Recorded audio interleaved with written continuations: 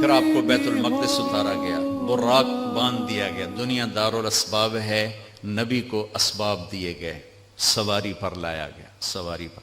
جب آگے جانا ہے تو اوپر والا جہان اسباب کا جہان نہیں ہے، وہ قدرت کا جہان ہے، تو براق وہاں باندھ دیا گیا، اور اگلا سفر اب براق کے بغیر نہیں، 2 نفل پڑھایا گیا۔ اچھا ایک اور عجیب واقعہ یاد آ گیا، اس رات بیت المقدس کا دروازہ بند کرنے کی پوری کوشش کی چوکیدار نے، دروازہ نہیں بند ہوا،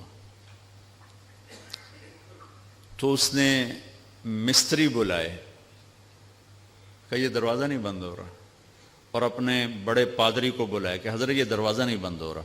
تو مستریوں نے کہا کہ وہ ڈاٹ ہوتی تھی نا، ڈاٹ کہ وہ تھوڑی سی نیچے آ گئی ہے، وہ اس نے پریشر اوپر ڈال دیا تو دروازہ بند نہیں ہوگا، صبح ٹھیک کر دوں گا۔ وہ جو بڑے پادری تھے نا، انہوں نے کہا بیٹا یہ ڈاٹ کا چکر نہیں، آج آخری نبی کی آمد ہے یہاں، یہ اس وجہ سے ان کے اکرام میں یہ دروازہ کھلا ہوا ہے، صبح خود ہی ٹھیک ہو جائے گا۔ یہ پادری بعد میں ایمان لے آئے تھے جب اللہ کے نبی نے دعوت نامہ بھیجا تھا، پھر ان کو عیسائیوں نے قتل بھی کر دیا تھا۔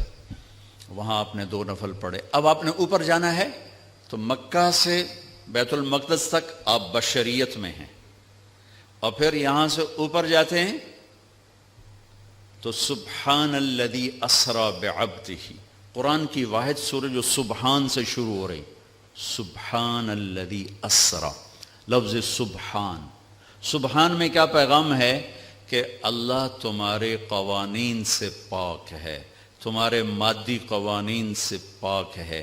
مادے کا قانون یہ ہے کہ اس لباس میں کوئی سپیس میں نہیں جا سکتا، مادے کا قانون یہ ہے کہ اس لباس میں سپیس میں جاتے ہی پھٹ جائے گا، چونکہ جو ہمارے اوپر ہوا کا پریشر ہے، جب ہوا سے اوپر جائیں گے اور پریشر ریلیز ہوگا تو ہم خود بم بن کے پھٹ جائیں گے۔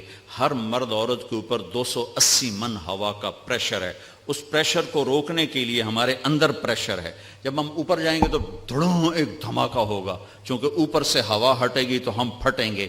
اس پریشر کو مصنوعی طور پر راکٹ میں کریٹ کیا جاتا ہے لباس کے اندر، اس کے اندر، تب ہم اوپر جاتے ہیں کہ تمہارا رب ان سارے قوانین سے پاک ہے، سبحان سبحان۔ اوپر جانے کے لیے آسرا چاہیے، جبریل نہیں، جبریل کا آسرا بھی نہیں چاہیے، سبحان تمہارے قانونوں کا محتاج نہیں ہے۔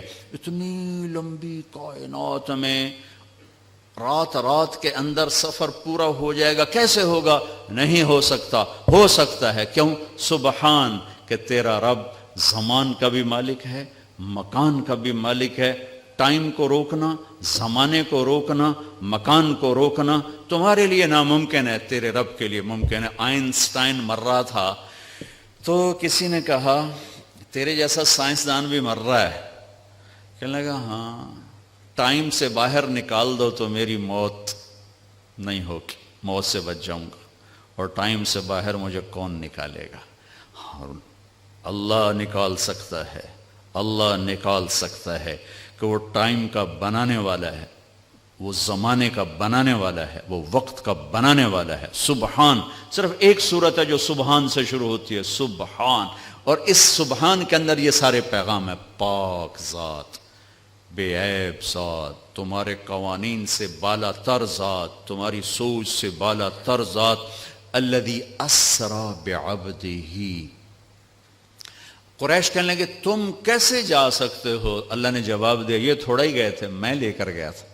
قریش نے کہا بغیر سواریوں پر اتنا وقت لگ جاتا ہے، تم بغیر سواری کے کیسے چلے گئے آ گئے؟ تو اللہ نے کہا یہ نہیں گئے، اسری بعبدہ، میں لے کر گیا۔ اور یہاں الف اور با کا جو جوڑ ہے، اسری